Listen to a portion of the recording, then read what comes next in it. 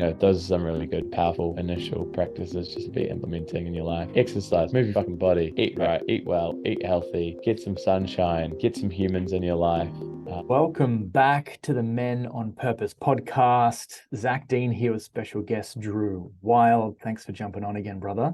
What's up? What's up? You're This is so welcome. this has been 2 years.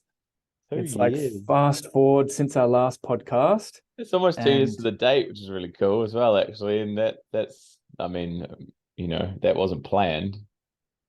it's not. I was like, hey, we should do another podcast. It's been 2 years. You're doing some amazing things. We got to share that stuff. And so, for those of Okay. you who are new to the podcast, Men on Purpose is all around giving an empowered example to the next generation of healthy, purpose-driven men.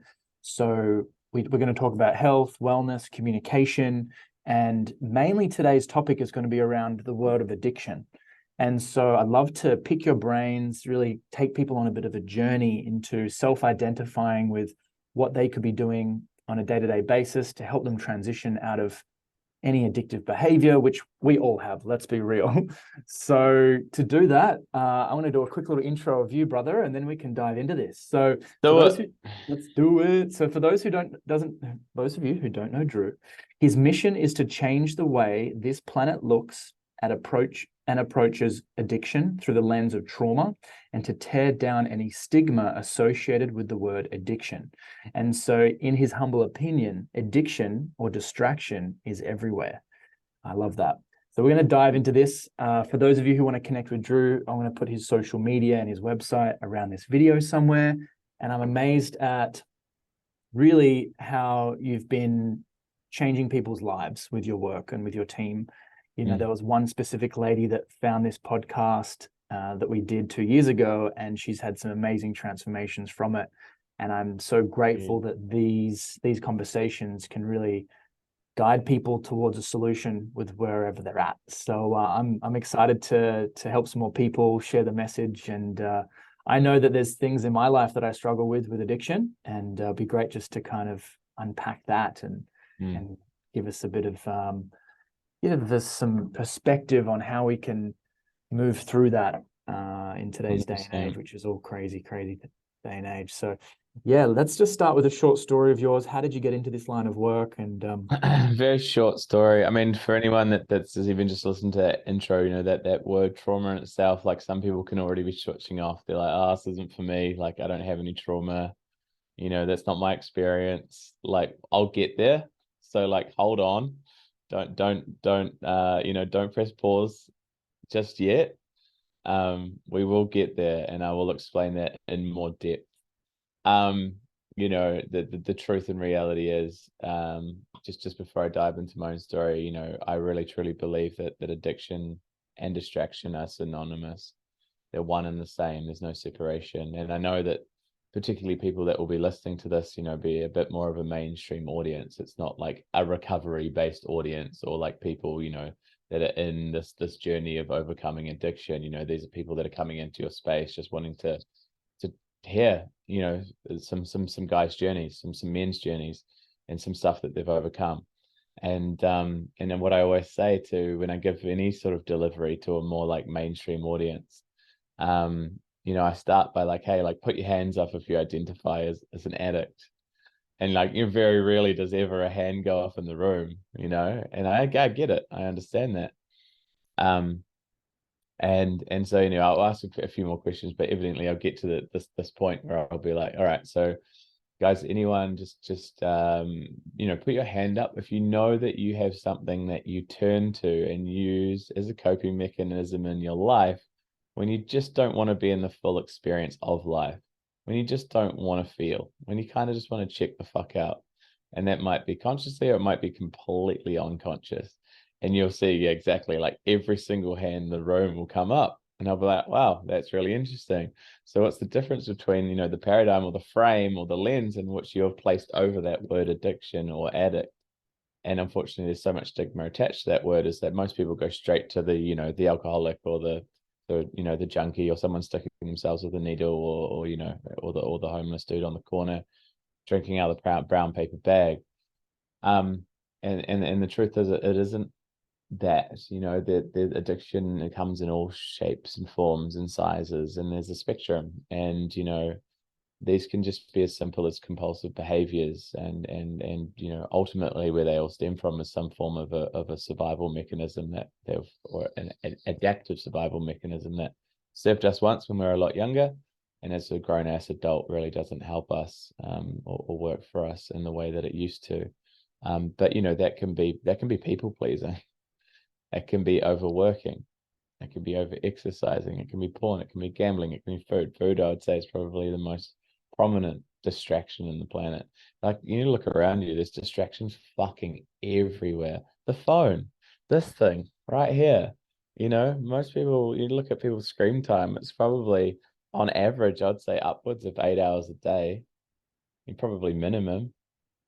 You know, just consumption of mind numbing, you know. Fortunately, if we choose it as well, this is amazing and an incredible tool. We have access to so much information that we never had, that I never had growing up. That's for fucking sure. um but you know, just as much of a distraction. And I laugh when some people talk about they have like these light bulb moments in the shower, or these moments of like clarity in the shower. And I'm like, yeah, it's probably because it's the only like 5 minutes of your entire day where there's like no fucking stimulus. There's no input. There's nothing taking you away from yourself. Like, you're actually present and with yourself. And they're like, oh shit, yeah, I never thought about it like that.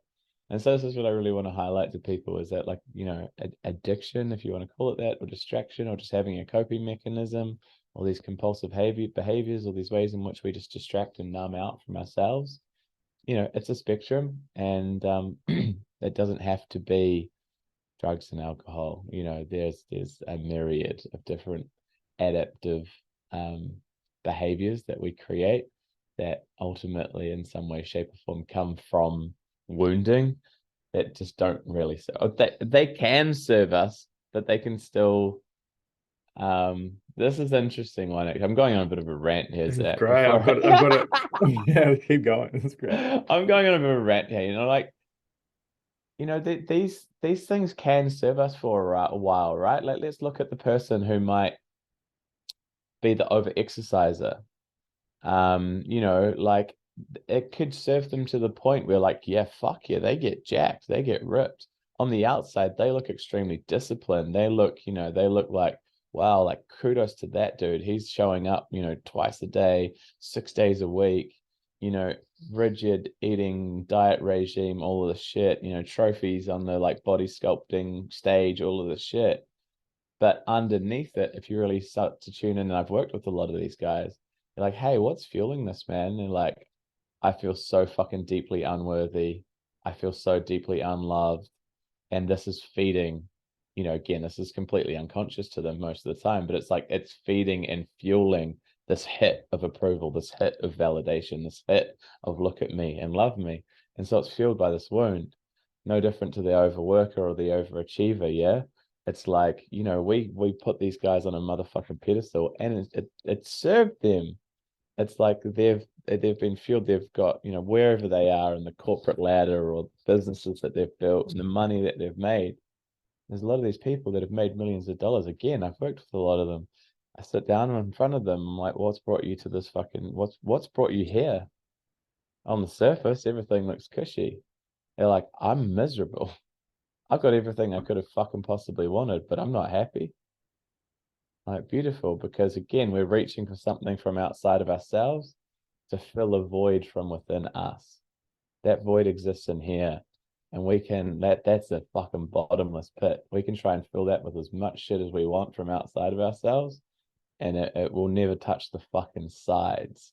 It's, you know, I see layers of this, and he kind of speaks to this himself as well. And like David Goggins, right? He can be really glorified. Like, that dude's fucking experienced some intense trauma, man. You listen to his story, you're like, fuck. Like, that dude's got a fucking deeply dysregulated nervous system. And he has to. He has to have a deeply dysregulated nervous system to be in like that absolute sympathetic state. Damn near probably, and I'm sure it's a little bit different from now, but when he was doing all these like ultra marathons in the way that he was doing it, you have to have a fucked up nervous system to be able to sustain that level of stress on the body. You literally do. And so, there are these effects and these adaptations that can serve us and they can work for us. But there's usually a breaking point. The over exerciser or the overworker, it's usually some form of burnout or illness or sickness, or the body like screaming. It'll shut down in some way, shape, or form, because it's just screaming at you to like slow the fuck down. Slow the fuck down. And that will come in some way, shape, or form. And it's not to say that we can't still strive to do these and be these endeavors and apply ourselves to create some really inspiring and do some inspiring things in the world. But we get to kind of really tune in and check in as to like where that's coming from. What am I getting from that outside of what it just looks like on the surface? I'm getting all these accolades, I'm getting all this validation, I'm getting all this love. Oh wow, that's really fascinating. I'm getting something, I'm getting a hit, I'm getting that dopamine, I'm getting that oxytocin. And therefore, like that's no different to any other fucking addiction. And so I kind of want to highlight that these things can work for us for a time being. But what I see a lot of, and where these people end up on my doorstep, is like at some point something breaks. At some point, the overworker loses the family. They're so busy working 18 hours a day, they never see their fucking children, they never see their fucking wife and kids. And the family has enough. And they're like, oh, fuck it. Fuck this, like we're out. And they're like, oh shit. And it's moments like that when they start to see it and wake up and they're like, okay, something's got to shift here. Something's got to change. But it's no different to that compulsion to exercise, that compulsion to work, that compulsion to perform is no different to the compulsion to want to drink, that compulsion to want to fucking shoot up drugs, that compulsion to, it's giving us something. And that's what we really need to start to look at, is that all of these things that we're reaching for, they're giving us something. And we need to start to identify what it's giving us. Gabor Mate's got an amazing documentary he created called The Wisdom of Trauma. And he sits down in a room full of addicts, predominantly, substance, people with substance abuse behaviors. So alcohol and drugs, and ask them like, what did these things give you? And sure, a lot of them could have said on the surface, hell, pain, damn near killed me. But the truth underneath it all, when he really dropped them in, was like, fuck, I felt present. I felt love. I felt connected. I felt at ease. I felt peace. I felt nothing. I felt a stillness. I felt like like the voices in my head stopped. It's like, okay, cool. Wow. Now we're getting somewhere. So we can start to see that these things are actually giving you something. Let's go and look at that, as opposed to trying to slap band-aids on what is just, it's actually the solution for most people. The addiction, coping mechanism is the solution. And for fucking a lot of people, it's actually the thing that's keeping them fucking alive. It's the thing that's keeping them sane. It's the thing that's keeping them here on this planet. And without it, and this is where, my work is, and any work like this that I do is so important, is that without any other tools to help us cope and deal with, the potential hurt, pain, suffering, dis-ease, discomfort, anxiety laying under the surface, who knows what we would do? We'd either maybe go a little bit fucking insane. We might want to kill ourselves. It's a very real reality. And we might just not want to be on this planet, because that's too much, because we don't actually have any other tools to deal and or cope with what's simmering under the surface. And again, it's a full spectrum. It's the same. You ask any other, any overeater, what do you get? I get the sense of like, when I'm eating, like nothing else exists, or like just all that's there is like me and the food, and everything else vanishes. And when when I'm putting this like gorging on this food, it's like it feels as if like I'm shoving down whatever it feels like. I'm shoving down these feelings, these emotions that I don't know how to be with. And that moment in time, it gives me this like temporary period of relief, of ease, of calm. piece, even though I might feel sick at the end. Don't, not to mention the kind of like guilt and shame spirals that come in as a result. But it's like, for that, in that brief moment, I feel better. Like, oh wow, okay, that makes sense. So you're looking for some sort of regulation. You're looking for some sort of, yeah, that this is your only way to sort of soothe what's going on inside of you. To pacify is a word that I use a lot. We're just trying to look to pacify what we don't know how to be with. And so yeah, that's a bit of a ramble, but that's my lens on addiction, and what I really want the world to start to see this through is that, like, this shit's everywhere. And it's not just drugs, it's not just alcohol, it's so far outside the scope of that. And when we can start to see it as such, what it does is gives us, not only for ourselves but for others as well, the ability to see anyone behaving in particular behaviors such as I've spoken to. We can see it through a lens of compassion. We understand it. It's not like, oh, that dude's a fuck up, or that dude's, that dude's just fucking wasting his life away. Why can't that dude just fucking stop? It's like, oh, I get it. That person's in some sort of hurt. That dude's in some sort of pain. There's some sort of suffering going on there, and I can understand that. And so I can have a hell of a lot more compassion and meet someone just on that human to human level that we're all really fucking deeply craving. Whereas unfortunately, it's we're not quite there yet. Moving towards that frame, but we're definitely not there yet. Yeah, a lot of people still look at addiction through. I mean, the old narrative was that was just a choice. It was a choice. This is it's a moral failing, actually, was what it used to be, and that's actually how it's still treated in the like judicial system. It's a moral failing. You're just a flawed human being, and it's still treated as such, which is fucked up. There are a few systems around the world that are changing that. New Zealand specifically has now it's called a drug and alcohol court. So specifically tailored just for any charges of drugs and alcohol, and with the intention of trying to lead people, rather than locking them up, leading them into spaces where they can potentially get some form of rehabilitation. Unfortunately, the systems that are catching them in that rehabilitation phase, aren't really working in the way they should yet, but they're heading in the right direction. At least the intention's there. There's places like Portugal. Portugal's like the most incredible case study probably ever done. Portugal's basically completely decriminalized all drugs. So it's completely illegal to buy any drug.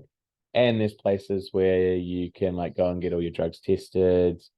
There's all sorts of paraphernalia stations, and you can get clean needles wherever you want and all of the stuff. And so they've seen that these users, I think there's still like laws in place for like suppliers and big time dealers. But they've taken the criminalization out of like personal use users. And what they're doing is, yeah, just redirecting all the funds that they used to be using to lock these guys up, putting them behind bars, which they realized wasn't working at all, because these guys were just coming out and going straight back to their old way of living and existing. And they're using all of that money into really cutting edge and fascinating ways of creating rehabilitation and creating social connection. And this is all about men on purpose, right? They're giving these guys the opportunity to find their purpose, which is lacking for so many. They don't have anything else to turn to. They don't have that level of connection, whether it's within themselves or with others. So they're incentivizing some really cool like employment type, like I'm missing the word right now, but like sort of incentivization, where they will be like, hey, if you employ this person, we'll pay half their wages. and this person will come and work with you. And so many of these guys, like, that's all the opportunity they've ever wanted. They've never been given these opportunities. And so these guys are like, all of a sudden, like, there's learning how to be a fucking mechanic or hairdresser or whatever the shit is, and they're waking up, with something else to do, something else to occupy themselves with. Not to mention they're also getting the support and understanding why these behaviors have been showing up. And so just that simple like switch and shift is creating a lot of healing in places like Portugal as well. How refreshing. That sounds amazing. So refreshing. That's so So cool. refreshing. That's It's happening just, slowly but surely. and thank you so much for putting words to things that I've been confused about in this area, and for many others and your clients and your community. It's like you're really helping people to articulate and express what most of society is suppressing, and what we keep suppressing is going to keep coming up in unhealthy ways, usually. So it's great to see. Just thank you so much on how you're portraying this and unpacking this box in such a beautiful way. So many great points here. I want to start off with that first question, which was, what's fueling this? And I think that's a powerful question that you just asked, because it's like, well, there was a book, I think, or somewhere that I read that was like, society is an addict, which is probably like a pretty catchy headline to get people to read. Like, what does that mean? But I guess that potentially there's a lot of negative association to the word addict. But I guess to kind of simplify it is like society is everyone's pacifying. Did you say? It's like we just have this like human inability to feel and process emotions. Like, no one's taught this shit. Yeah. And in fact, it's quite the opposite. If you're there's so many systems in place that want to keep us unwell or keep us sick, or there's so many systems in place that, if you're a really good salesman or marketer, you understand addiction really well, because you know how to play on people's insecurities, right? You know how to play on people's wounds. And so, like, yeah, I'd say that's not too far off the truth. Like, the society is a bunch of addicts in a sense. We're constantly being barraged and sold to through this kind of frame of like, you're not good enough as you are, and you need X, Y, and Z from outside of you to make you more than. Whether it's the tits or the lips or the house or the car or the whatever the fuck it is, we're barraged daily like, you need this thing to make you better. It's like, no, it's just not the truth. Like, you're innately that in yourself. There's just been a myriad of different experiences throughout the way and throughout your lived experience that have conditioned you to believe otherwise. And those are these core wounds that we speak about. It's really crazy. It's to think that most of society, or everyone, wants the same thing, to feel a sense of love and be heard and seen and felt, and all these fundamental building blocks of who we are as humans. And then this world that we live in has these incredible things. Like, I love the fact that I can use my phone. I love the fact that we can chat on this technology. I love the fact that I can go out and eat foods and taste. There's a myriad of different experiences, and which is one of the benefits. And I guess looking at if that behavior or that experience becomes repetitive, at what point do you call it an addiction? I guess if we are all pacifying our experience, it would just mean that we choose our addictions wisely, or we choose let's consciously choose them. And I think it's important not to vilify or shun, or I was about to say that vilify. I was about to say we've got to stop like demonizing the thing. Something I always say is like, the thing isn't the thing. Stop demonizing, with the phone or the porn or the gambling or the drugs or the alcohol. Like, the thing isn't the thing. These things innately in themselves aren't right or wrong. There's nothing right or wrong about this phone. There's nothing right or wrong. What might be right or wrong is the relationship that I have with it, the relationship that I have to it, how I'm engaging with it. Like, am I engaging in a way that's supportive and conducive to my well-being? Is it nourishing me? Or is it like, is it leaving me feeling expanded, or is it leaving me feeling contracted in some way, shape, or form? And that's a pretty, like, if you can just tune into that, you'll have a pretty good idea, if you've been really honest with yourself, as to the relationship you have with any one thing in your life, whether you're like kind of abusing it or using it in a way to get, like you kind of mentioned just then, Zach, there's these like basic core needs, right? Underneath it all we're really wanting and craving is some form of love or safety, particularly growing up. And that can shift into, I sort of call them these three. I break them down into like three basic human needs that are a result of our conditioning, and usually we're looking for some form of what you can call approval, so love, approval, validation, some form of control, and or some form of security, and they all come from having some lack thereof in usually our childhood development.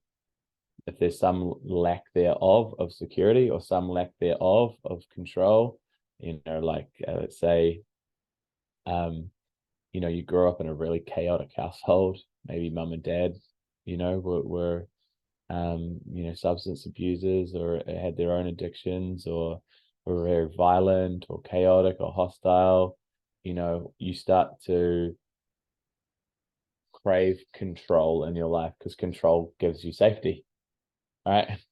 So if you had a mum or a dad, and I'll link this all up into my own story, who potentially unconsciously had this undertone and undercurrent and narration in your life that you have to be X, Y, and Z in order for me to, in order for you to receive my love, then you will consistently seek out that love from outside of yourself, or you'll strive to excel, or you'll strive to ultimately seek out that validation, that love, that approval, and often all the wrong places.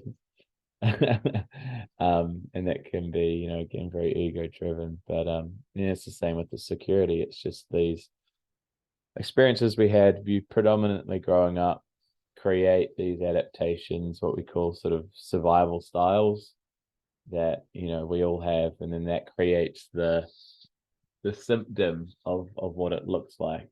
And so that'll create a symptom of, I turn to drugs, I turn to people pleasing, I turn to overworking, I turn to whatever that is.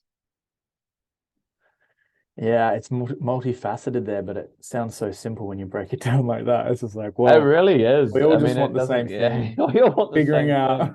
thing. We just want underneath it all, we just want some fucking like love and safety. I think the important part there is to, yes, maybe society has created an identity or a judgment or a character of like, this person is bad. And so it's not just the judgment from ourselves, it's societal judgment. It's like, it's that whole societal experience around this whole topic is so, probably quite heavy for most. But I think for myself, as I admitted, I was like, well, this is years ago. I was like, actually, I feel like I am an addict. I would identify as an addict. And I was like, oh, I just in my body just kind of relaxed into that and go, oh, okay. And my addiction might not necessarily be drugs and alcohol, but it might be the feeling of feeling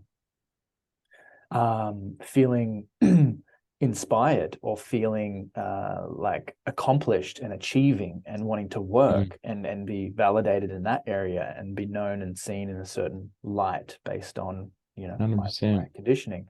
Or the addiction could be around certain music, or listening like there's songs that I listen to at least 20, 30 times, 40 times in a row sometimes. 100%. Me too. Definitely. I'm that guy. That's an addictive kind of, I don't know, there's something about it. It just casts a spell on me. I don't know.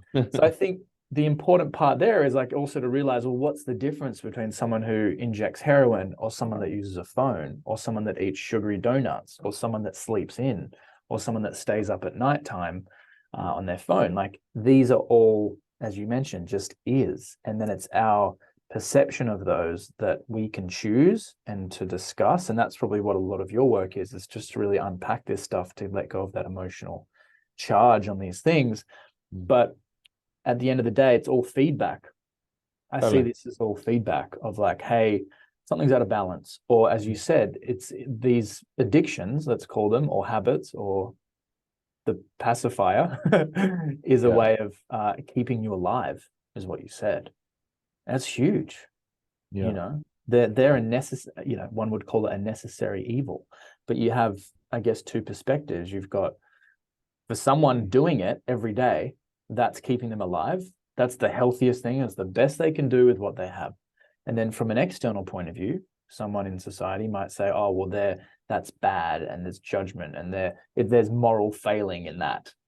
So I guess in this is why I'm kind of getting to, in terms of our reality, is there's positive and negative, like a battery. There's up and down. There's love and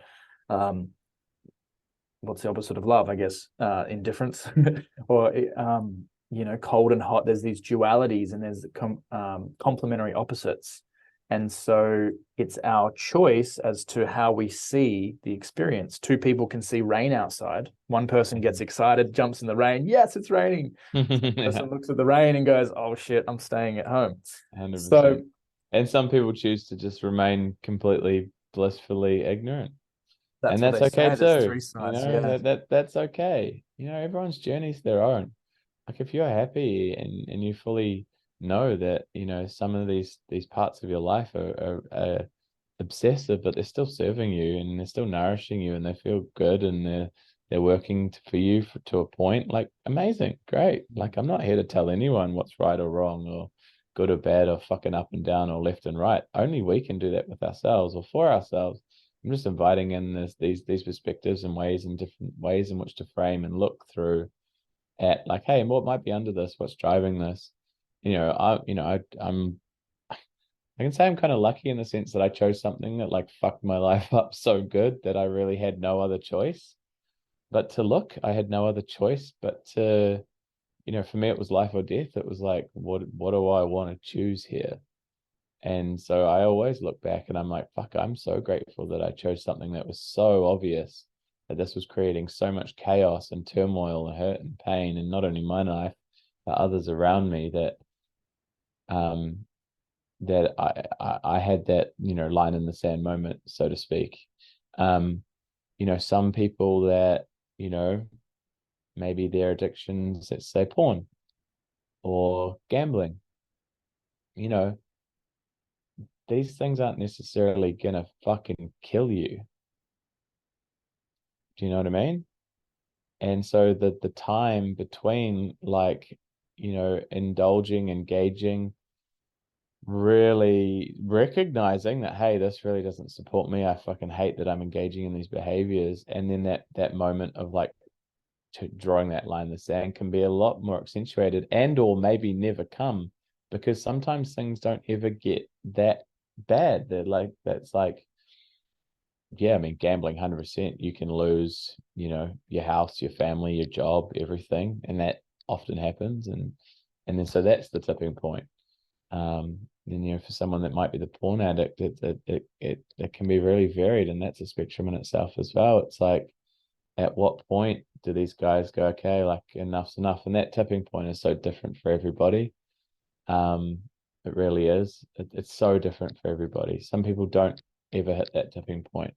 Some people might see it, notice it, and not want to do anything about it, and that's okay too. It's absolutely fine. That's their journey. That's their choice.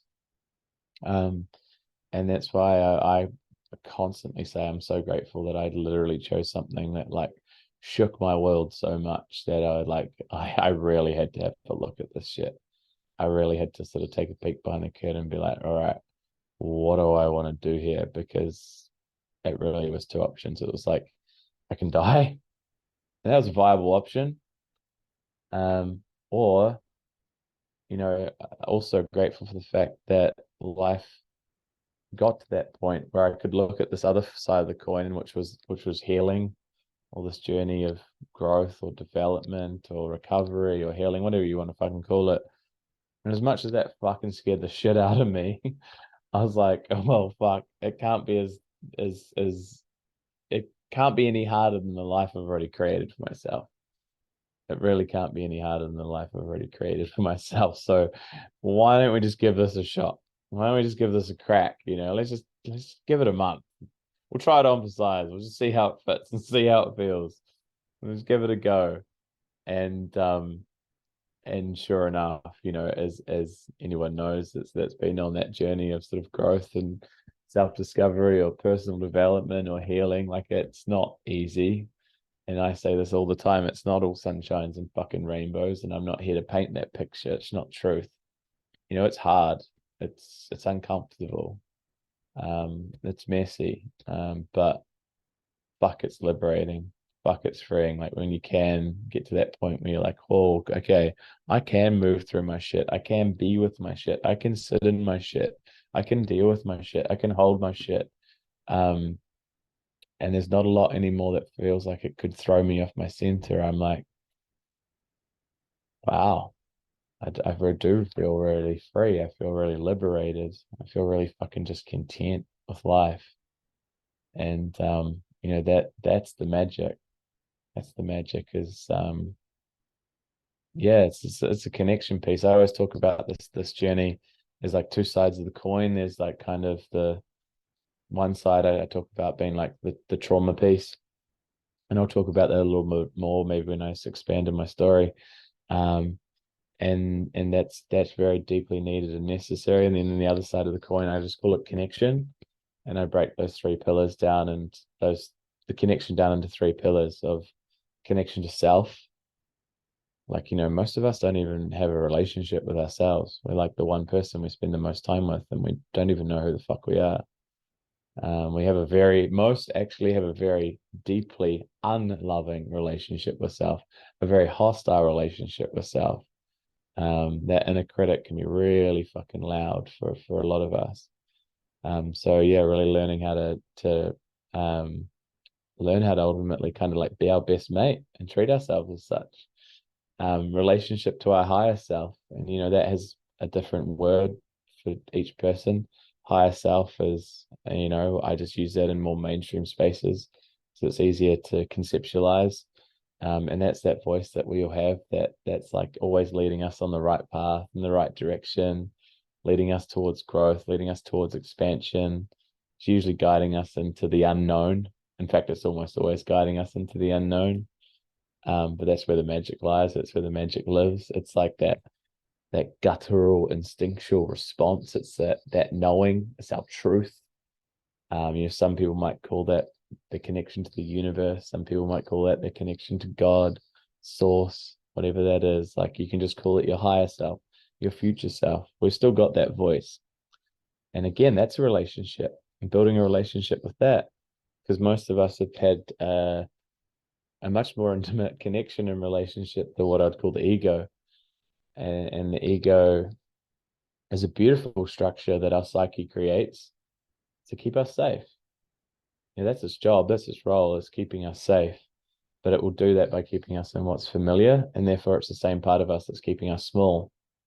And so it'll always choose the old narrative, the old conditioning, the old patterns of behavior, the old pathways, because that's known. As chaotic as that may be, we know that outcome. And so it will try and do its best to guide us down that known path. And again, a lot of us have had that part of us in the driver's seat for way too long. So learning how to be in relationship to our higher self is so powerful. And then a third prong I'd speak to about connection is connection to others, connection to other fucking human beings, social connection to people that just, they're your homies, it's your soul fam, that's like your tribe. It's like these are the people that get it, that get you, that understand you, your other fellow fucking weirdos. You're like the people that just love you for who you are, they accept you for who you are, warts and all. They're the safe space to land. You can be anything you want to be around these guys. You can share the truth of how you're feeling. You can share the truth of what's on your heart. You can share the truth of what's going on for you. You get fucking celebrated. You get held. You get fucking loved. Like that's what we're fucking all so deeply innately craving. It's part of our like, it's just part of our biology as being humans. Like we crave that social connection so deeply. But again, like that's so far from, unfortunately, the norm. It's so far from the mainstream narrative, or the way that people just communicate and relate to one another. For people like you and me, bro, that's our norm.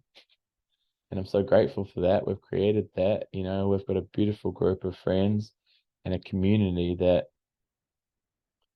I could walk into a room. I don't feel like I have to put on any sort of a mask. I can come in raw as, if that's how I am on the day. I can come in fucking beaming if that's how I'm feeling on the day. And I'm going to be met in that. Um, Unfortunately, so many people, it's just, again, we're not taught how to just communicate. We're not taught how to relate to one another, and with that level of depth, that true social connection, to have these deeper conversations, to, how can we hold somebody else in their fucking emotions if we can't even hold ourselves in our own? And so that's actually what also plays out a lot in society, is that if we're uncomfortable with somebody else's emotions, we'll shut them down because we can't hold that. We haven't learned how to hold that within ourselves.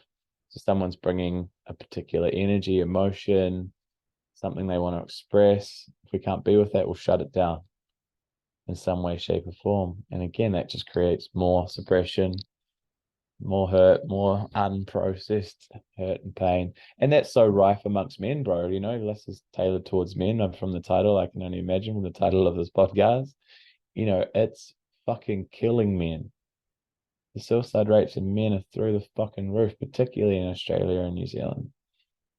And it's because men don't feel comfortable to express themselves. They don't feel comfortable to share what's actually going on in their fucking life, what they're actually fucking struggling with. The hurts and pains of like breakups. Fuck, that shit cuts deep. Cuts so deep, and we'll just kind of play it off. There's such a like, I don't know about you, but I came up, in like very much like a sort of like sporting lad You'll type be right, mate. environment. Yeah, you'll be right. Brush it off. On to the Brush it next off. one. Boys don't fucking cry. Toughen up. All good. And then we, go and drink and fuck and drug it away and try to just shove it all down. And yeah, it's killing men. And all over the place. There's just, I was helping facilitate a retreat on the weekend, and yeah, the general theme from a lot of these men that were sharing is like, I've just never had a safe space to feel comfortable to just be me, to show up in whatever the fuck I want to show up in, and to be received in that. And like to find spaces like that, man, like fuck, that shit's healing. Like it's actually been a huge part of my journey that I probably don't speak to enough of, is like just surrounding myself with people like either at my level or way above my fucking level, playing either, a much bigger game or a very similar game. And I've had no choice but to like rise to the occasion, because, a real friend will call you forward. A real friend will pull you up. A real friend will take you with them, and unfortunately, particularly in Australia and New Zealand, we've got this like, this is what we call cultural conditioning, or cultural trauma, is, like tall poppy syndrome, bro. It's fucking rife. Like we see someone doing something a little bit different, or we see someone succeeding, or someone thriving, or someone doing well, or someone running against the grain, or someone just stepping a little bit outside the scope of what we class as normal, and we'll pull them the fuck down, or we'll do whatever we can to like fucking cut that dude off, or try to bring him down to our level.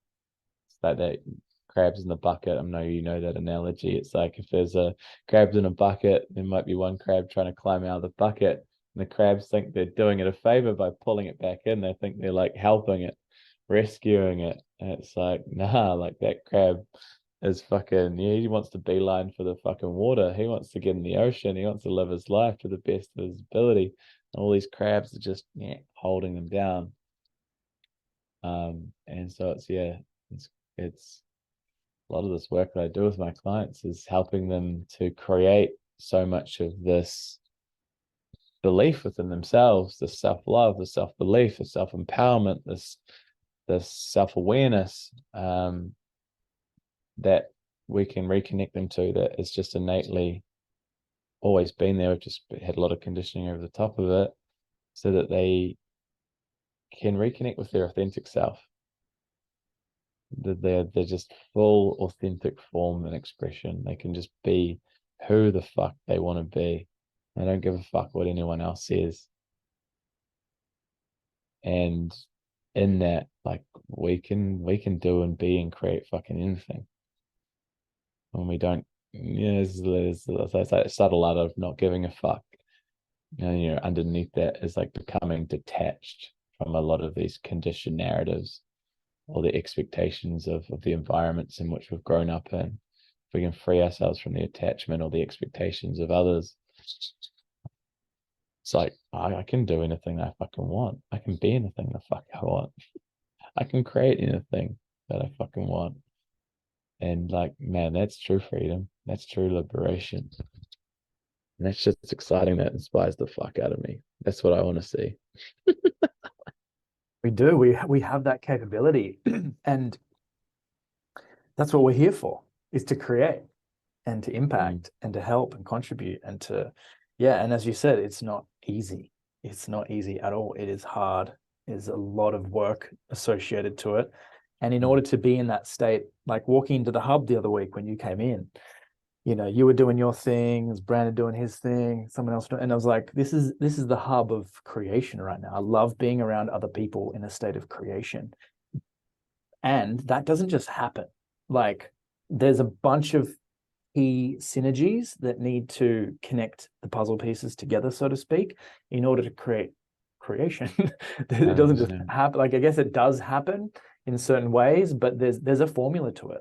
And I'd like to talk about a couple of tools now, like you mentioned briefly around community, having that space of just sharing, and like, for sure, being a part of the check-ins every Friday, sharing for 10 minutes, 15 minutes of just free flow communication has been a massive support for me to become more confident in my expression, which for a long time I would hide away from.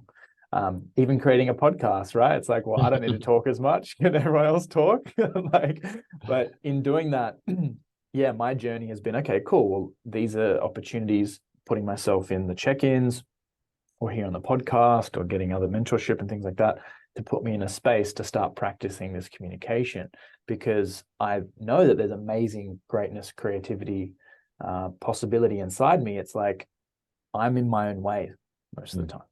And so what are some of those tools that you've found that help someone to express, connect with themselves, whether it's, what you mentioned before, self-connection, or connecting with the ego in a healthy way, or connecting with others? What are some tools that people can start using to implement that? Because I guess the drug or the phone or these behaviors, these are the ways that we're, I guess, shooting in a direction of, oh, this is going to give us connection. Oh, this is what I want to do. I want to do this. But actually, there's a greater level of connection. There's a greater level of fulfillment and pleasure and love, I guess you could say, rather than these old addictions. What are some new amazing options? Like, for me, I love the sunrise. I'm addicted to that shit. I'm 100% addicted. Jumping in the ocean now, cold water, like, talk about a high, like a natural high, like looking underneath the water as the light's coming through, beautiful ocean. I'm like, I'm in awe, like there's a heightened feeling that I get from that. And I'm like hooked. It's like, join this club, guys. So yeah. Man, I mean, tools are so varied. Like, fuck, I've got 100 of them, but I just sort of say to people, find what works for you and find someone that you resonate with. If you want a shortcut, go and work with someone who's walked the path before you. I mean, actually, I don't truly believe that someone can really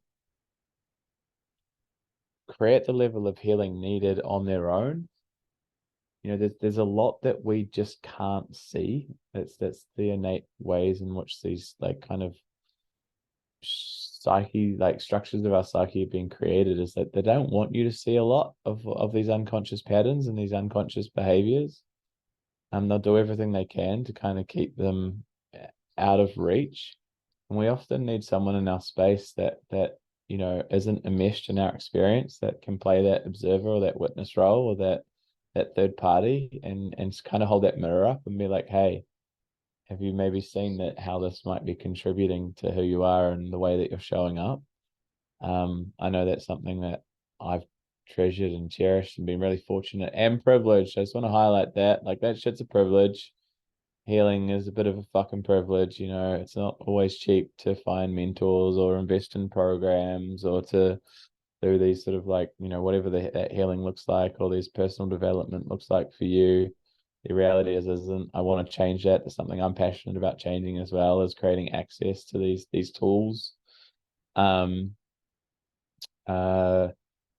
yeah, like mentorship and finding someone that's walked this path and that can be a bit of a guide or a Sherpa for you. I mean, for me in the early days, it started as simple as like create a morning routine. Create a morning routine that allows you to wake up and that fuels you, that nourishes you, that really sets you up for the day ahead. Most people wake up, they grab their phone, and already they're in this like scroll hole, and they're seeing, Judy in Fiji, and they're going, fucking, why aren't I in Fiji? And then they're seeing Sally, who's got, I don't know, the new car or the new tits, and then they're creating whatever story about themselves. I feel less than, I feel insecure, and then they're maybe watching the news, and it's all doom and gloom, and if it bleeds, it leads. It's like, it's just all this like shit that's just like consistently taking a toll, and like we're starting our day at like fucking zero.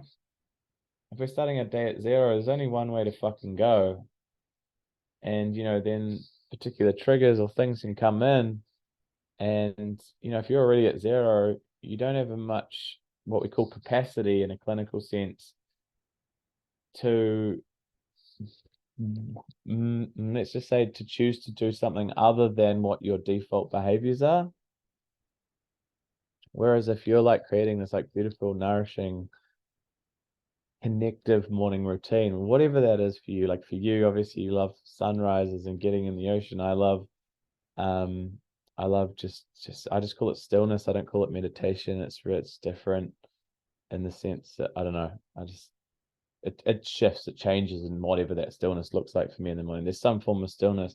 There's some sort of connection to myself. That might just be talking to myself, tuning in, listening, talking to my higher self, like really connecting and just having a little bit of a conversation with myself. It might be reminding myself of some commitments that I've made to myself. It might be there'll be some movement in there, some exercise, it might be some stretching, it might be just going for a walk, getting onto the beach, finding my feet. None of this, like I do all of this before I even fucking pick up and look at my phone. That shit's on airplane mode from like 8 a.m. I've set up some shortcut in my phone. So like at 8, I think it's 8 or 9, my phone automatically just goes airplane mode on. And it doesn't come back off until I think like 8 o'clock, something like that. Just find these things that fill you up, that nourish you. It might be some breath work. It might be taking the dog for a walk. I don't know. It's different for everyone. Like, just Google fucking morning routine. Like, it might be affirmations. Like, this shit's, Google's full of it. Find what works for you, I guess, again, is what I'm trying to say. It might be, gratitude. People love gratitude. It's a really powerful one. I use less gratitude. I prefer to call it giving thanks. I give thanks. So I'm giving thanks out to the world, out to the universe for everything that I experience in my life. I give thanks for the past. I give thanks for the present, and I give thanks for the future. That's ultimately manifestation 101 right there. Like, if you can give thanks for things that you're calling into your life, that you want to create, and really feel that, like, it's time just hasn't caught up yet. You'll create that. The thanks is a really powerful one. So morning routine's important. these, what other tools, man, fuck, I mean, you know, join line the sand. I'll arm you with a myriad of them. But you know, I kind of mentioned this whole ego versus higher self, you know, what that is in its basic form is what we call parts work. And again, in a clinical sense or practitioner framework, it's parts work. And parts work, you know, there's many different parts, but what I call parts work 101 is just this like ego versus higher self. And so just starting to notice, like, where's the ego been in the driver's seat, and how can I start to build a different relationship to the ego? And the encouragement in that is to not be combative with the ego. The default can be to be like, fuck you, ego, fuck off, go sit in the corner, I fucking hate you, piss off, you don't work for me. It's like, actually, how can you talk to that part of you like you might talk to a 3-year-old? Try that one on for size. See if you can come down to the ego's level and treat it as if it's like literally a little kid, because again, under the umbrella of parts work, you are inevitably talking to a younger part of you. And so if you were to talk to a 3-year-old or a 4-year-old or 5-year-old, you're not going to berate it. You're not going to tell it to fuck off. You're not going to tell it to piss off. I would hope not anyway. You're going to come down to its level, because if it's kicking off, if it's throwing a bit of a tantrum, it's actually looking to get its needs met. That's all it's doing. That's all a child's doing. It's looking to get its needs met. So it's starting to tune in with that part when you notice it and be like, hey, dude, like, I see you throwing a tantrum. I see you wanting me to go and eat all the food or watch all the porn or drink all the alcohol or do all these things. It's like, what's going on? And like, what's happening? And you might find that part starts to talk back, and it'll be like, oh, whoa, like, I'm just fucking really scared. Like, you know, there's some feelings bubbling under the surface. We're not well practiced or well versed at feeling our feelings. It feels really uncomfortable. It feels really unsafe. And so it's like, okay, cool. Like, thanks for sharing that. I appreciate that.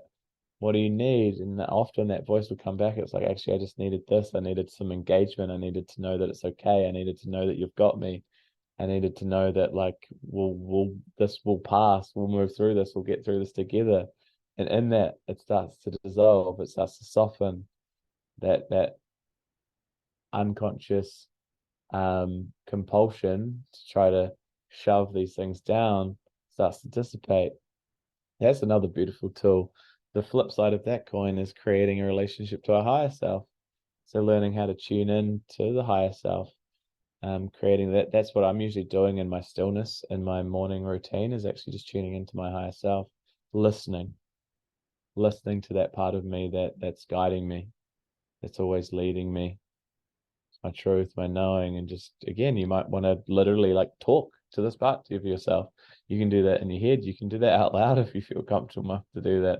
Sometimes I just have my headphones on the beach and I'll just speak out loud to different parts of myself.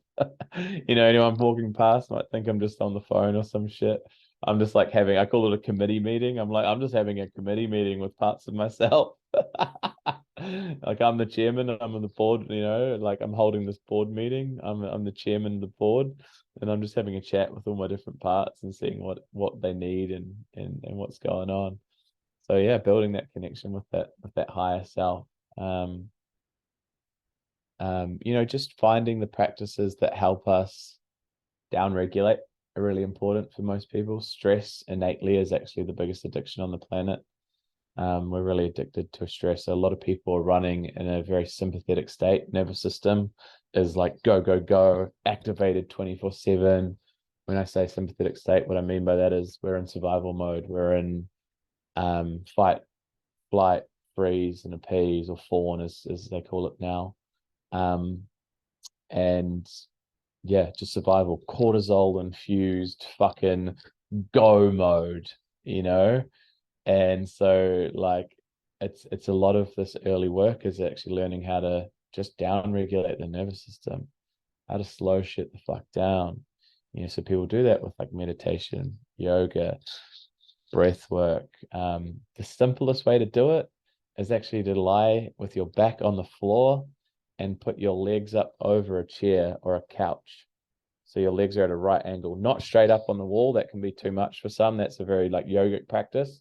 But if you can just have your legs, if or anyone's watching, but it's like imagine the same position when you're sitting on a chair, except your back's on the floor. And so you're hooking your legs up over the edge of a chair or the edge of a couch. That's the fastest way to move your body from a sympathetic state, so for fight and flight, into a parasympathetic sympathetic state, which is like rest and digest. So that's another really fucking powerful tool. They call it the reboot position. There's a theory that if you do that same position, roughly the same time of day, every day, for 30 minutes a day for 2 weeks, it's like a giant reset on the entire nervous system, which is huge. And so you don't need to lie there in stillness. Like that can be really difficult for a lot of people. You definitely don't need to lie there in stillness, but listen to a podcast or some music if you really want to. You're still getting the effects of the practice. But it's a good one. It's a really fucking good one. So I mean I could go on, but those are some really good, powerful initial practices just to be implementing in your life. Exercise, move your fucking body, eat right, eat well, eat healthy, get some sunshine, like get some humans in your life. All of these things like really help. 100%. I feel like we should just do this podcast in that position. You know what I mean? Like, from now on, all the guests must be in that position, and myself. Yeah, and you'll find that you'll be able to flow a lot clearer and communicate a lot clearer as well, because you are in rest and digest. If we're in survival mode, what actually happens is all our rational part of our brain is like it shuts off. It doesn't function. Yeah. All rationality goes out the window. It's actually really good to do. I do it before bed. It helps you sleep like an absolute baby. You do it like 30. I do it 30 minutes before bed. I've got a little ottoman that I put on my bed, so I'll just be lying on my bed. I'll listen to an audiobook, fiction audiobook at night. So I'm not like my brain's not being stimulated. I'm not consuming information. I'm just listening to like some dope I'm listening to some like sick fantasy book at the moment. I'll listen to that for like 30 minutes and I'll have my feet up and then I'll crash, man. I'll be out. I usually sometimes wake up in the middle of the night and my headphones are like somewhere in the bed with me. Yeah. But yeah, we haven't really even touched on my fucking story, but I mean, long story short. You have. Yeah. People can go back to the other podcast even, but They depends. can. I think what I really want to wrap this up with, man, is just understanding trauma at a deeper level, because again, trauma also has a stigma attached to it this day and age. So where people can get a little bit caught up, and I was exactly the same when I started doing a lot of this work and a lot of the study and a lot of this research. Even I was like I knew that this was the piece of the puzzle. I knew that all of this was a result of trauma. But again, from all intents and purposes, from the outside looking in, I was like, but my life was pretty cushy. From what, I saw and experienced, I always had a roof over my head. I always had a lot of food on the fucking table. I had loving parents. I had a reasonably privileged upbringing. And so I'm like, well, what the fuck's, what's my shit? What's my wounding? Where's that come from? And so, trauma can be, so again, what we call in a clinical sense, it can be acute trauma. And that's what most people associate trauma to, is acute trauma. They think that trauma has to be these big catastrophic stresses in our life. And unfortunately for a lot of people, they are. That can be sexual abuse, verbal abuse, physical abuse. There's very overt, we call them overt traumas, like very distinctive events in one's life that creates what happens in the body. So trauma isn't so much what happens to us, it's what happens in the body as a result of what happens to us. So this huge stressor comes into our life. There's some form of like our life feels at threat. There's an imprint of stress in the body that we store. And because we don't, again, have these tools to close that loop, it gets stuck and trapped. in the body. This is all of the body, not of the mind. So again, this is what we call like a bottom-up approach to healing. We want to work from the body up.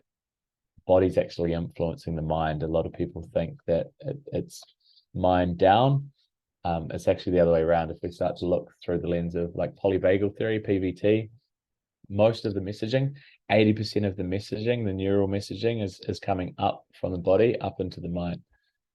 So a lot of the stored stresses or stored energies or imprints of the past or undigested life experiences, all just other words for trauma, are actually stored in the body, and they're creating these thoughts, they're creating these beliefs, they're creating ultimately our identity of who we think we are.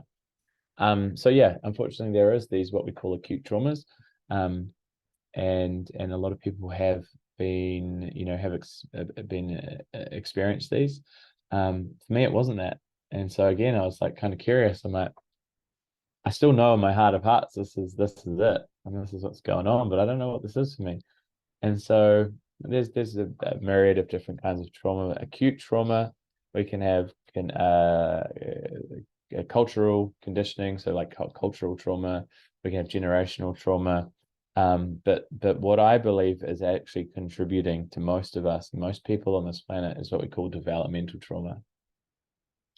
And developmental trauma, why it's a lot harder to see and can be more difficult to work with, is because it's not so much what happened to us, it's what didn't happen. It's not getting our basic human needs met in the way that we needed them met in our formative years. So in our from 0 to 3 upwards of 0 to 7. And this is where actually most of CPTSD, complex CPSD, actually stems from developmental trauma. So ultimately, adverse childhood experiences.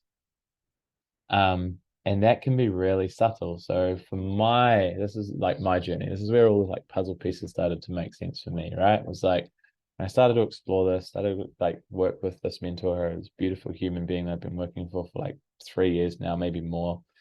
We started to peel back the layers. And what I started to realize and recognize, I started going back into my relationship with mum growing up. And I knew we had a fucking hostile relationship in my teens. I fucking hated her. We were always at each other's throat. There was so much hatred. There was so much rage towards this woman. I never understood why. I couldn't. I just knew that I didn't want this woman in my space. I knew that I didn't feel safe. My body didn't feel comfortable around her. And so I started tracking all this back. And what I started to realize is this actually, I was feeling this from the minute I was fucking conceived. This is where this shit can come from, right? As from the womb and as children, we're literal living emanations of the felt sense. We have nothing else. There's no cognitive capability. There's no cognitive a way to express. We are just a felt sense. We feel everything. We're little sponges. And not only that, what we're doing also from the day we're conceived, and up to 7 years old, we have no ability to regulate our own nervous system. So we're consistently attuning and regulating off our primary caregiver, which is almost always our mum. 90% of the time is our mum. So we're regulating and attuning. There's a enmeshment, as we call it, to usually our mothers. And so we're feeling everything they're feeling. We're taking on board all of their shit. We're taking on board everything that they're navigating, depending on the time of what they're moving through with their experience, right? And so I had to start to unpack all this. All I knew is that I was feeling what I was feeling. What I was feeling was, when I went back and through different processes, I was feeling all this fear. I was feeling terror. I was feeling scared. I was feeling just extremely unsafe. And I was like, no wonder I was a cesarean. I didn't breach. I didn't turn around. I didn't want to come out into the world. I was like, fuck that place. If that's what I'm feeling in the womb, fuck that. Why the fuck would I want to come out there, man? I'm out. That shit is not, no way. And so what as I started to unpack and explore all this, and through conversations with different family members and some conversations with my mum, was, she had 2 miscarriages before me. So she had lost 2 children before me. She was 40 years old, so she was an older mother. So I was like the last chance. I was like this last hope. So she's got this, like, having this pregnancy. I'm in the womb, and she's like, again, to her, probably completely unconscious, but she's shit scared. She's like, I need this as my last chance, as my last opportunity. And this was a really deeply embedded felt sense that I got from her, was I need you. And so again, this is all unconscious. She's not consciously saying any of this out loud, but she's feeling this, I need you. Like, I need you to survive. I need you. But all I'm feeling and all I'm experiencing is I need you. So from like before I was even born, I was literally feeling what, and this is just my personal lived experience, not what she's not maliciously intending to harm me in any way, shape, or form. But I'm feeling this energy of I need you. I'm making that mean that in order for me to receive her love, to attach to my mum, because that's what we need to do to survive, in order to attach to my mum to survive, I need to figure out who I need to be, or who she wants me to be, in order to receive that love. So I'm basically feeling like the definition of conditional love from before I even came out into the world. And so my entire scope and lens that I saw life through was that, like, I'm not good enough as I am. This is the belief that I'd made it mean about myself. We can't separate, especially as shit kids, we can't separate or differentiate mum shit from my shit, my stuff from theirs. It's good. It's one and the same. And so we don't have the ability to be like, okay, that's mum's, I'm just going to give that back to her. That's not mine.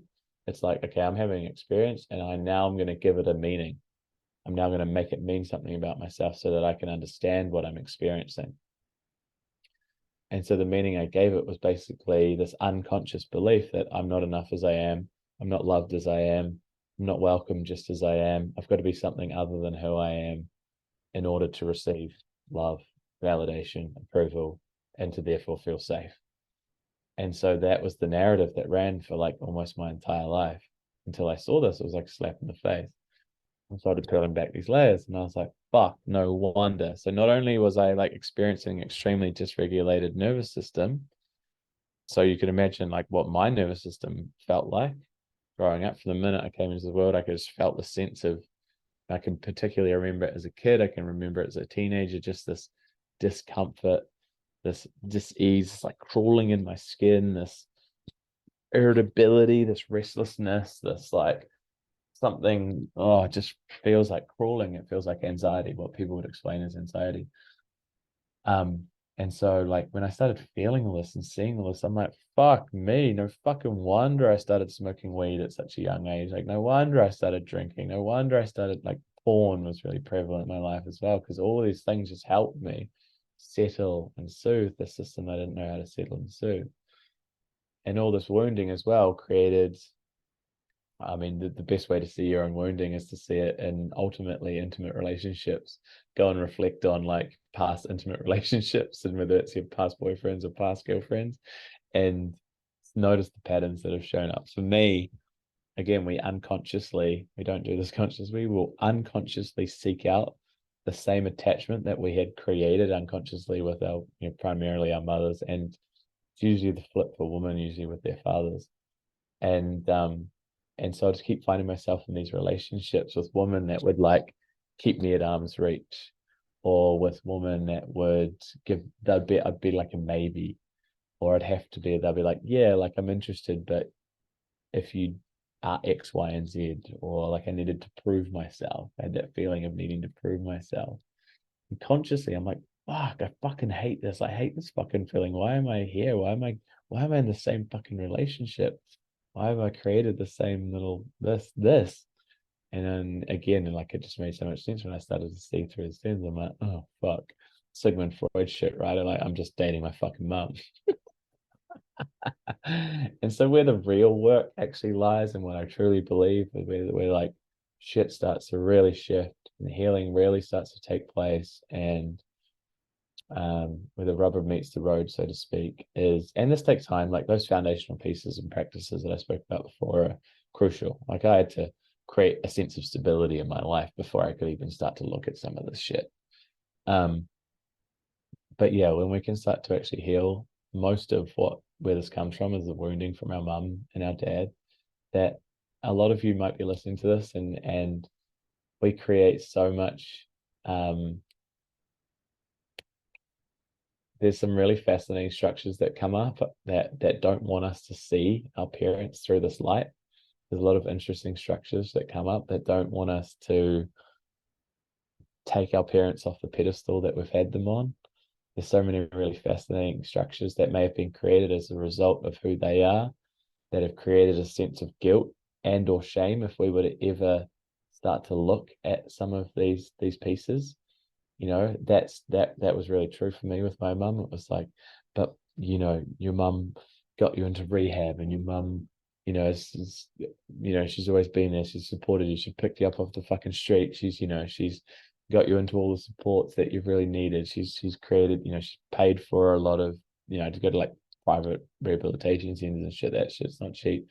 It's all of these things are playing out in the mind's going, you can't look at that. You can't, and I'm not putting that shit on her, but that was the story, right? It was like, you can't put that shit on her when she's done so much for you.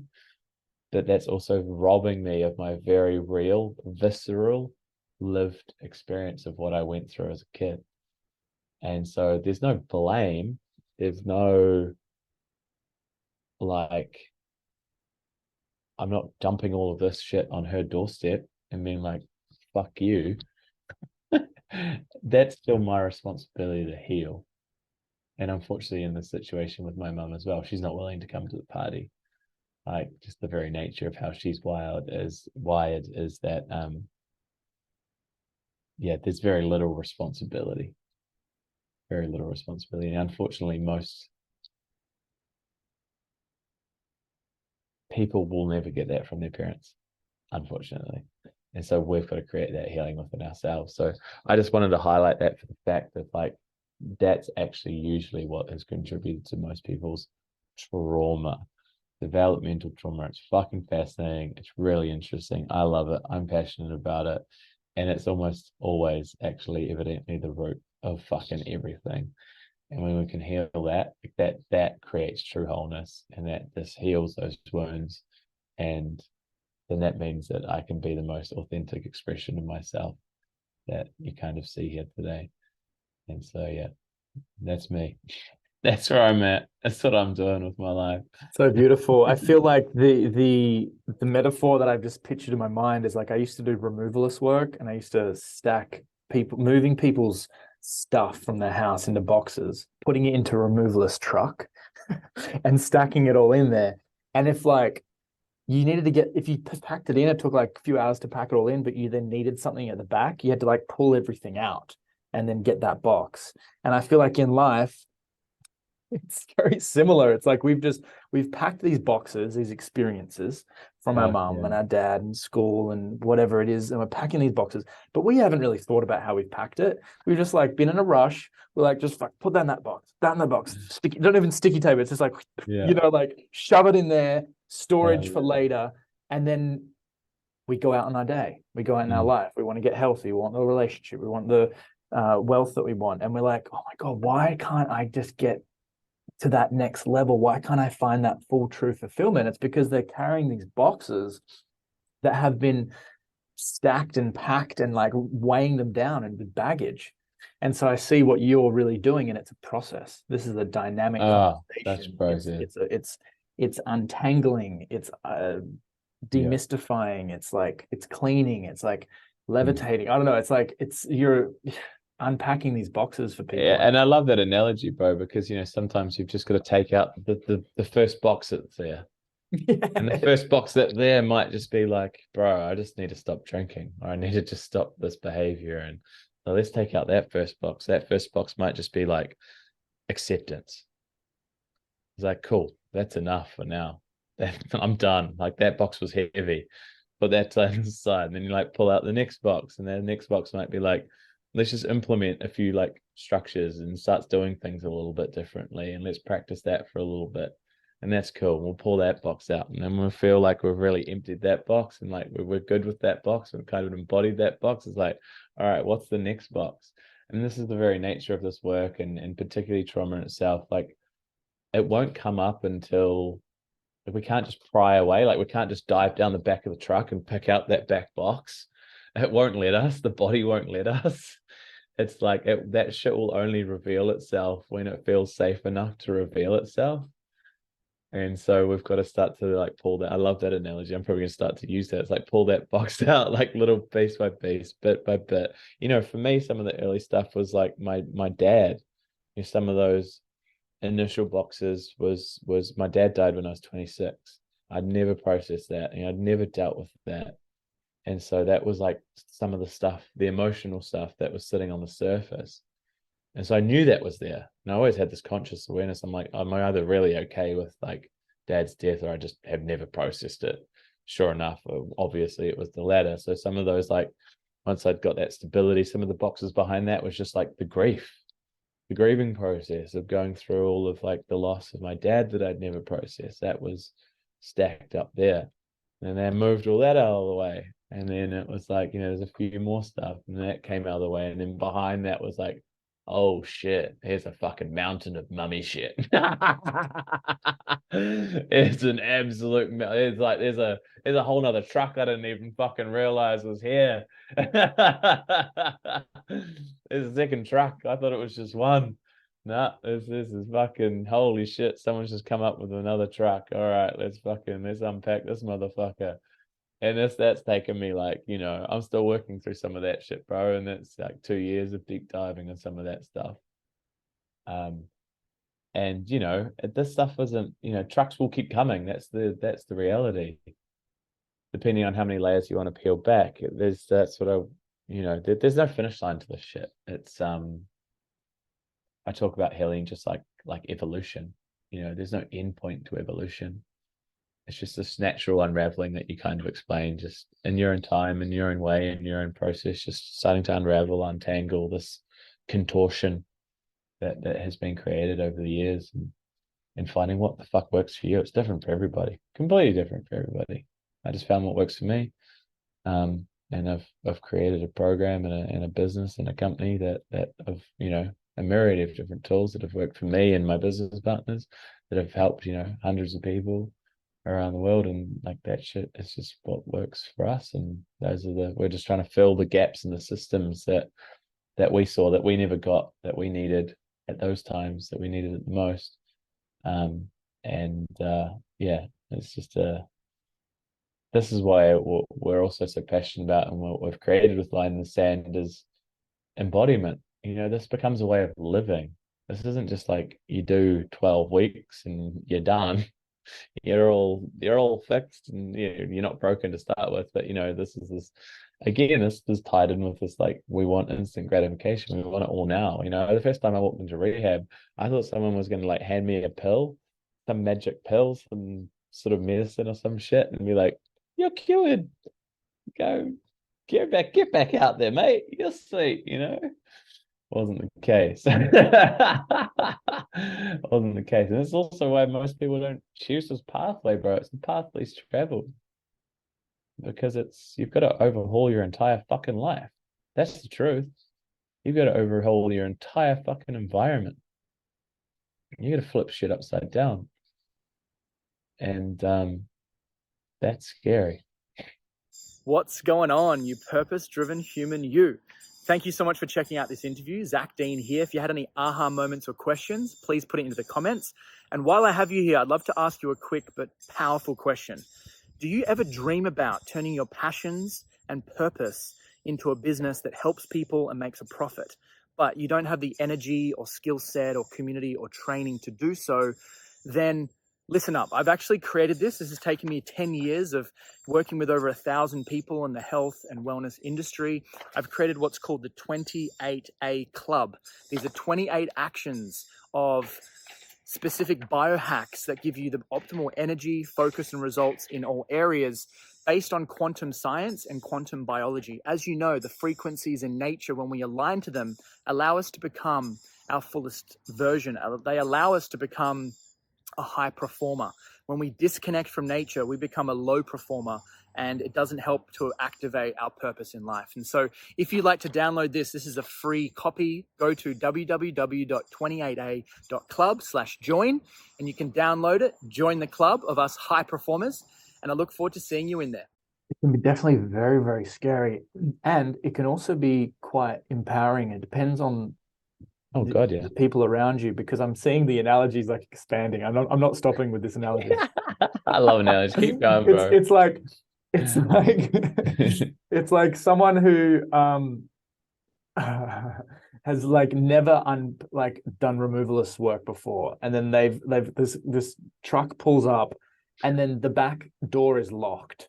There's a key, and they don't even know how to unlock it, let alone they don't even know how to drop the tray. Exactly. That's where most people are at. They're stuck in unconscious competence. That's a beautiful, and following on with that, it's like getting to that point of just like, do I even want to open the door? Do I even want to open the back of that truck? That's step one. That's all that fucking matters. Do I want to open the back of that truck? Now, if you know in your heart of hearts that's what you want to do, you'll know. And you'll know when that moment is, when that time is. You know, that's why we call on my programs been line in the sand, and we've now turned it into a company, line in the sand. It's like that line in the sand moment. And you've just had enough. You're like, yeah, I'm done. All right, this truck's been sitting here for fucking long enough now. It's collecting a bit of fucking dust. It's like, maybe it's time to like crack that lock and see what's in here, and see what's under the hood, see what's in the back of this thing. And slowly but surely, with the right support, with the right people, with the right tools, with the right programs, with the right guidance, I'll get through this truck. It might take me a year, it might take me 10, it might take me in my lifetime. It's okay, but I'll get through this truck. And it just starts with that, like, okay, I'm willing to at least like open the doors. That's it. And then you're pretty much giving people, as you said before, that extra perspective, that support, that third party or that second party perspective on our blind spots, which we all have. And then you're giving people the key to, then it's their choice. You're Morpheus. Red pill, the blue pill, baby.